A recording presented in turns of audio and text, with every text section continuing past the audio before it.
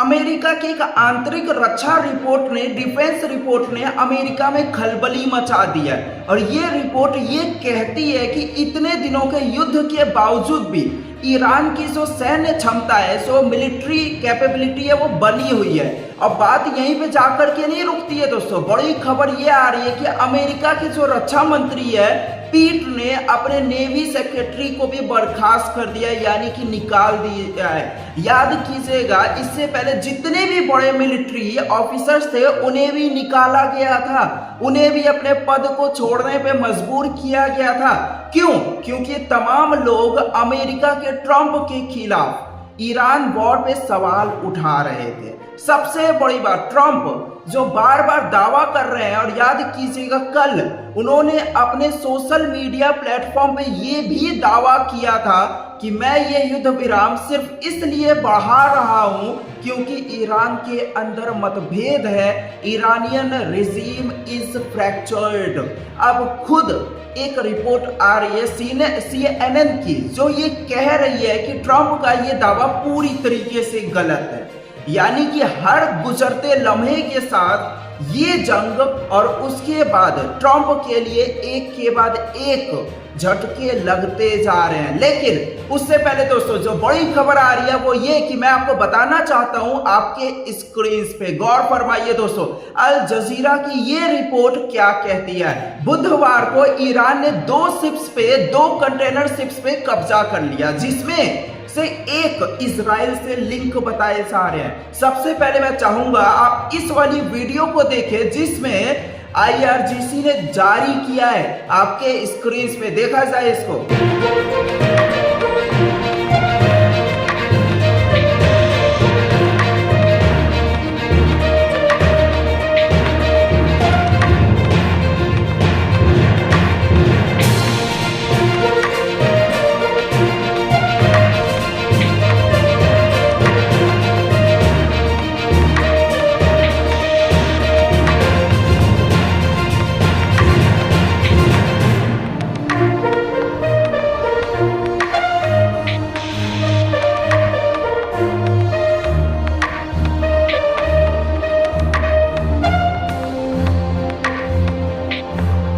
अब आपके जहन में सवाल आ रहा होगा दोस्तों कि जिन 2 शिप्स पे IRGC ने कब्जा किया वो शिप्स कौन से हैं और ये कदम अपने आप में क्या मायने रखता है, इसकी क्या प्लानिंग हो सकती है। तो अब मैं आपको बताने वाला हूं कि वो 2 शिप्स कौन से हैं, गौर फरमाइए। IRGC ने हॉर्मुज स्ट्रेट में एक जहाज को कब्जे में लेते हुए अपनी वीडियो को जारी किया है। ये कंटेनर जहाज उन 2 जहाजों में से एक था जिन्हें ईरान ने बुधवार को पकड़ा।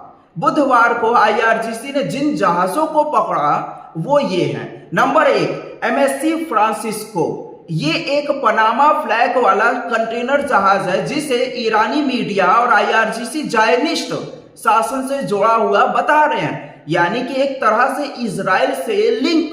दूसरा एपामिनोदास, ये एक लाइबेरिया फ्लैग वाला कंटेनर जहाज है जिसे एक ग्रीक शिपिंग कंपनी चलाती है, यानी कि ओरिजिन के हिसाब से एक पैनामा रजिस्टर्ड है और दूसरा लाइबेरिया रजिस्टर्ड है।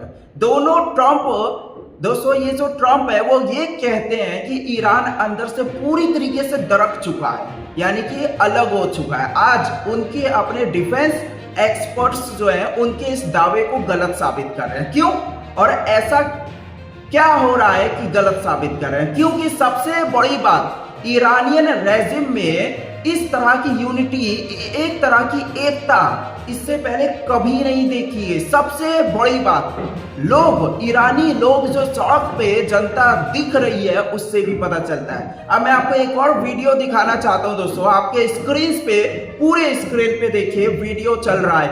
ये वीडियो क्या है मैं आपको बताता हूं। IRGC ने एवाज में एक रात की सभा के दौरान गुलाबी रंग का शाहिद 136 ड्रोन दिखाया, जो एक वायरल वीडियो से प्रेरित पिंक मिसाइल वाले प्रतीक यानी कि सिंबल से जुड़ा था।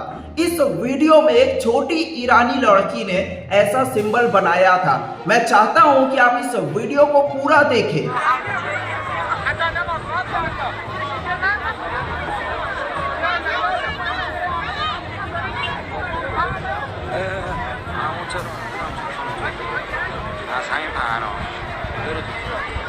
इस समय क्या आप जानते हैं दोस्तों, ऐवाज तेहरान की सड़कों पे मानो कोई मेला लग रहा हो, कोई जश्न मन रहा है। इसका मतलब क्या है दोस्तों कि जब आप एक देश के पब्लिक को नहीं हरा सकते, जब आप उसके हौसले को नहीं तोड़ सकते, तो आप उसकी सरकार को कैसे हराएंगे।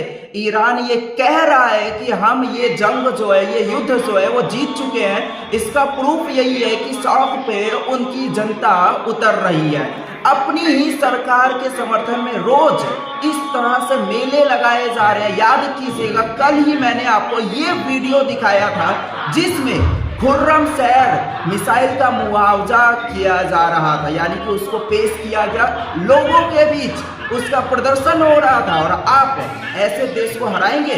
लेकिन जो रिपोर्ट सामने आ रही है, जो अमेरिका के लिए काफी चिंता वाली रिपोर्ट है, और सबसे बड़ी बात CBS ये जो रिपोर्ट है ना दोस्तों, वो इंटरनल अमेरिकन डिफेंस सोर्सेस के हवाले से आ रही है। और ये रिपोर्ट ये कहती है आपके स्क्रीन पे, इसका मतलब ये है दोस्तों कि ईरान के पास अभी भी सैन्य काबिलियत है, वो अमेरिका के साथ दोबारा एक जंग शुरू कर सकता है, और शायद से इस बार पहले से भी ज्यादा खतरनाक।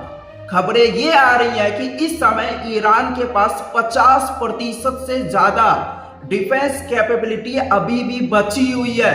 अब मैं आपको बताना चाहता हूं CBS की रिपोर्ट दरअसल कहती क्या है। CBS जो कि एक अमेरिकन न्यूज चैनल है, गौर फरमाए, ईरान अब भी काफी मजबूत सैन्य क्षमता बनाए हुए है, जबकि उस पर कई हफ्तों से अमेरिका और इजराइल के हमले हो रहे हैं। ऐसा कई अमेरिकी ऑफिसर्स ने बताया है, जो अंदर ही अंदर से रिपोर्ट आ रही है, वो उससे पूरी तरीके से वाकिफ है। इन ऑफिसर्स ने CBS न्यूज को मंगलवार को प्रकाशित एक रिपोर्ट में बताया कि व्हाइट हाउस और अमेरिकी रक्षा विभाग के सार्वजनिक बयान शायद से ईरान की बची हुई सैन्य पावर को कम करके दिखा रहे हैं। 3 ऑफिसर्स के अनुसार 7 अप्रैल को ट्रंप द्वारा घोषित सीज फायर के समय तक ईरान के जो बैलिस्टिक मिसाइल भंडार और उससे जुड़े लॉन्च सिस्टम का लगभग आधा हिस्सा जो है अभी भी बचा हुआ है, अभी भी पूरी तरीके से सुरक्षित है। ऑफिसर्स ने यह भी बताया कि IRGC की नौसैनिक पावर का करीब 60% हिस्सा अब भी मौजूद है, जिसमें तेज अटैक वाली स्पीड बोट्स भी शामिल है। तो आपने देखा किस तरीके से बैलिस्टिक मिसाइल बनी हुई है, IRGC की पावर बनी हुई है। और सबसे बड़ी बात, इस समय ये जो युद्ध विराम चल रहा है, इस समय ईरान अपने आप को रिचार्ज कर रहा है, यानी कि जो उनका नुकसान हुआ है उसकी भरपाई कर रहा है। और इसमें उसकी मदद कौन कर रहा है, वो कर रहा है रसिया और चाइना। अब मैं आपको बताता हूं कि दोस्तों CBS की रिपोर्ट और कौन कौन से सनसनीखेज दावे करती है। गौर फरमाइए, CBS की रिपोर्ट के अनुसार ऑफिसर्स ने यह भी कहा कि ईरान की एयरफोर्स का करीब 2/3 हिस्सा अब भी ऑपरेशनल माना जा रहा है, जबकि हमले में हजारों टारगेट का वार किया गया था, जिसमें स्टोरेज और प्रोडक्शन फैसिलिटीज भी शामिल थी। यानी कि साफ हो जाता है दोस्तों कि ईरान को कोई नुकसान नहीं हुआ है, क्योंकि जब अमेरिकी ट्रंप ये दावा कर रहे थे कि हमने उन्हें नुकसान पहुंचा दिया है, हमने नुकसान पहुंचा दिया, तो उसके कोई प्रूफ मौजूद नहीं थे। ईरान के तेवर अब भी बने हुए हैं। सबसे बड़ी बात, CBS की इस रिपोर्ट के अनुसार ईरान ने ना सिर्फ अपनी मिलिट्री कैपेबिलिटी बनाई हुई है, बल्कि ये जो जंग है ये डिप्लोमेटिकली जीत भी लिया है। सबूत ये ईरान तय कर रहा है कि इस्लामाबाद में बातचीत कब होगी, क्योंकि याद कीजिएगा JD वैंस, स्टीवन कॉफ और जारेद कुशनर इस्लामाबाद जाने को तैयार थे अमेरिका की ओर से डेलीगेशन के तौर पे। अब वो आसिम मुनीर और शहबाज शरीफ से पूछ रहे थे कि जाए कि ना जाए, ईरान आएगा कि नहीं आएगा। ईरान ने साफ कह दिया है कि हम नहीं जा रहे हैं जब तक कि अमेरिका अपनी नाकेबंदी स्ट्रेट ऑफ हॉर्मुज से बंद नहीं करेगा। आपकी स्क्रीन पे वो शख्स दोस्तों जो हर गुजरते लम्हे के साथ ईरान में पावरफुल होते जा रहा है। ईरानी संसद के स्पीकर मोहम्मद गालिबाफ, जो कि इस बातचीत में शामिल है। गौर कीजिएगा, उनके एक एक शब्द पे जो वो कह रहे हैं आपके स्क्रीन पे। पूरा सीज फायर तभी मायने रखता है जब उसे समुद्री नाकेबंदी और दुनिया की इकोनॉमी को बंधक बनाने से तोड़ा ना जाए, यानी कि अलग ना किया जाए और हर मोर्चे पे चल रही जंगबाजी को रोका जाए। इतने खुले तौर पे सीज फायर तोड़ने के हालात में हॉर्मुज़ स्ट्रेट को फिर से खोलना नामुमकिन है।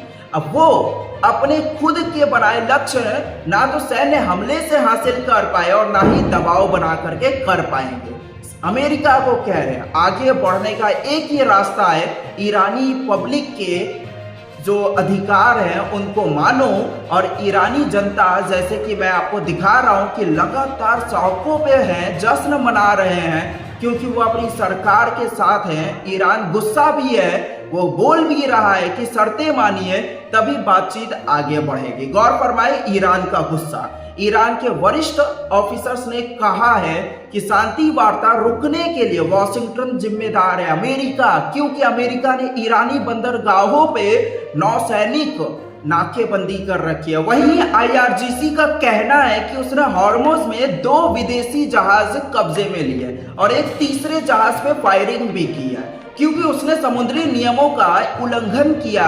ईरान के जो राष्ट्रपति हैं मसूद पेजिशकियन ने भी बोला है कि तेहरान बातचीत और समझौता चाह रहा है, लेकिन उन वादों का उल्लंघन, नाकेबंदी और उनकी जो धमकियां हैं असली बातचीत के रास्ते में आ रही हैं। तो देखिए अमेरिका में साफ तौर पे एक यूनिफॉर्मिटी दिखाई दे रही है। बस थोड़े देर में मैं आपको बताने वाला हूं, ये जो अमेरिकी राष्ट्रपति ट्रंप बार बार दावा कर रहे हैं ना कि इस समय ईरानी रिजीम के अंदर फ्रैक्चर्ड है, यानी कि अंदर ही अंदर इम्प्लोड हो रहा है, तबाह हो रहे हैं, सब आपस में ही मतभेद है। लेकिन सीएनए की रिपोर्ट कह रही है ट्रंप जो है पूरी तरीके से झूठ बोल रहे हैं। ये सरासर गलत है और सही मायने में अगर कुछ इंक्लूड हो रहा है तो वो अमेरिकी प्रशासन, अमेरिकी सरकार। इस खबर पे गौर कीजिए, ये आज की सबसे बड़ी खबर है। गौर फरमाए अमेरिकी रक्षा मंत्री, क्या आप जानते हैं दोस्तों, ये सबसे पहले कई मिलिट्री ऑफिसर्स को बर्खास्त कर चुके हैं। क्यों? क्योंकि ट्रंप का जो नजरिया है ईरान वॉर को लेकर के, ये तमाम मिलिट्री ऑफिसर्स उसे नहीं मानते, लिहाजा उन्होंने एक के बाद एक कई लोगों को बर्खास्त कर दिया, निकाल दिया। और जॉन फेलिन जो कि एक नेवल सेक्रेटरी है, मैं एक बात स्पष्ट कर दूं, ये जो जॉन फेलिन है ये मिलिट्री ऑफिशियल नहीं है, ऑफिसर नहीं है, ये सिविलियन है, ये नेवी के सेक्रेटरी थे जिन्हें बर्खास्त कर दिया गया है। और इस बारे में सीएनएन क्या कहता है गौर फरमाइए। नौसेना के सेक्रेटरी जॉन फेलिन को उनके पद से हटा दिया गया है। इस मामले से जुड़े 6 सोर्सेस ने सीएनएन को ये रिपोर्ट में बताया। पेंटागन के प्रवक्ता सैन पानिल ने बुधवार शाम ऐलान भी कर दिया कि फेलिन तुरंत प्रभाव से पद को छोड़ रहे हैं। 2 सूत्रों के अनुसार रक्षा मंत्री ने फेलिन से कहा कि या तो वो इस्तीफा दे दे या तो फिर उन्हें निकाल दिया जाएगा। एक वरिष्ठ व्हाइट हाउस के ऑफिसर ने बताया कि ट्रंप को इस फैसले की जानकारी भी दे दी गई है। कई सोर्सेस ने सीएनएन को बताया कि फेलिन और रक्षा मंत्री अमेरिका के हेगसेथ के बीच महीनों से लड़ाई चल रही थी। हेगसेथ को लगता था कि फेलिन जहाज निर्माण सुधारों को लागू करने में काफी धीमे हैं और वो इस बात से भी नाराज थे कि फेलिन सीधा ट्रंप से बात करते थे, जिसे हेगसेथ अपने आप से निकल करके, अपने ऊपर से निकल करके यानी बाईपास करने की कोशिश को मान रहे थे। Deputy defence secretary Steve Weinberg भी जहाज निर्माण और नेवी की खरीद से जुड़ी बड़ी जिम्मेदारियों पे कंट्रोल लेना चाह रहे थे, जो आमतौर पर फेलिन के दायरे में आता है। लेकिन आपको गौर करना पड़ेगा कि आप जॉन फेलिन की फायरिंग को, उनकी सैकिंग को इससे अलग तरीके से नहीं देख सकते। इससे पहले कि इसी चैनल पे मैंने आपको बताया था किस तरीके से अमेरिका के रक्षा मंत्री उन तमाम बड़े बड़े मिलिट्री ऑफिसर्स को हटा रहे हैं जो ट्रंप के ईरान विंस से इत्तेफाक नहीं रखते हैं, यानी कि ईरान से जो लड़ाई चल रही है उससे वो उस सपोर्ट में नहीं है। और दूसरी तरफ ईरान बोल रहा है कि आप हमारी शर्तें मान लीजिए। पहले 3-4 शर्तें रखी थी, लेकिन अब ईरान ने वो शर्तें कम कर दी हैं। सिर्फ एक शर्त कि नौसैनिक नाकेबंदी जो बंदरगाहों पे है उसको बंद किया जाए स्ट्रेस ऑफ हॉर्मस और दूसरे जहाजों से। आसान है, लेकिन वो ट्रंप है जिनका मानसिक जो संतुलन है वो बिगड़ा हुआ है, बिल्कुल नहीं संभला है, लिहाजा वो सुनने को तैयार ही नहीं है। वो इसी चैनल पे मैं आपको जंग से जुड़ी सारी कॉम्प्लेक्सिटीज बता रहा हूं और आपके सामने लाते रहूंगा। मैं आपको बताना चाहूंगा दोस्तों, कहने को ये जंग खत्म हो गई है, लेकिन जो बाद में उसके हालात होंगे और जो उससे भी ज्यादा दिलचस्प हैं, लिहाजा आपको मेरा एनालिसिस लगातार देखते रहना चाहिए। हर वो न्यूज जो कोई भी न्यूज चैनल पे, कोई भी न्यूज पेपर पे नहीं मिलेगा, जो आम लोगों से छुपाया जाता है, ऐसी जियोपॉलिटिकल न्यूज को हमारे चैनल पे आप देख सकते हो। हमारे चैनल को सब्सक्राइब करो। कल मिलेंगे एक नई वीडियो के साथ, एक नए टॉपिक के साथ, जिसमें आपको पता चलेगी कुछ नई चीजें। तो चैनल पे नए आए हो तो वीडियो को लाइक करके जाना, चैनल को सब्सक्राइब करके जाना। कल मिलेंगे।